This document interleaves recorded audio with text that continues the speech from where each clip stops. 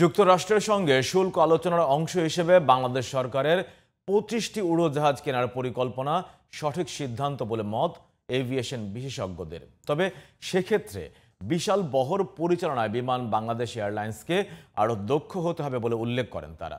এদিকে ঋণের টাকায় বিমানের মতো লোকসানি প্রতিষ্ঠানের এত বড় বিনিয়োগের বিপক্ষে অর্থনীতিবিদরা। জগরুল হাসান রাজুর ক্যামেরায় FM বায়েজিদের রিপোর্ট।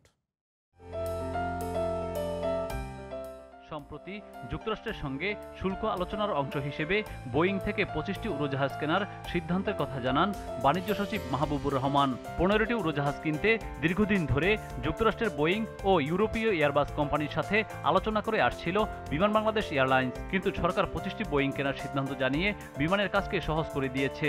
এভিয়েশনের মার্কেট শেয়ার তার 80% বা 70-75% বিদেশিদের দখলে, আর 20-25% দেশীয় এয়ারলাইনের দখলে। তো এইটা তো আইডিয়ালি হওয়া উচিত 50-50।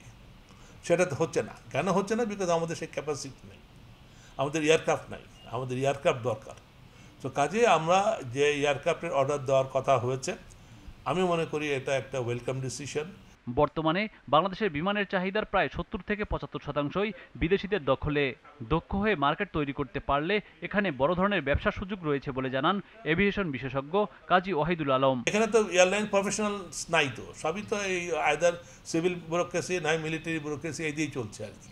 তো এখানে তো নিজস্ব জনবল তৈরি করতে হবে। আগামী 2035 সালের মধ্যে বিমানের যাত্রী চাহিদা দ্বিগুণ হবে, তাই বাজারে টিকে থাকতে বিমান ক্রয়ের কোনো বিকল্প নেই বলে জানান তিনি। বাংলাদেশের এয়ার ট্রাফিক গ্রোথ আগামী 10 বছরে ডাবল হবে।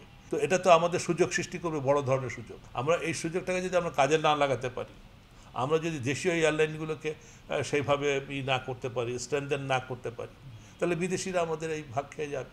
আমেরিকার সাথে শুল্ক বিষয়ে সমাধানে বাংলাদেশের জন্য ঋণের বোঝা বাড়ায় এমন কোনো পণ্য না কেনার পক্ষে মত দেন অর্থনীতিবিদ গোলাম মোয়াজ্জেম।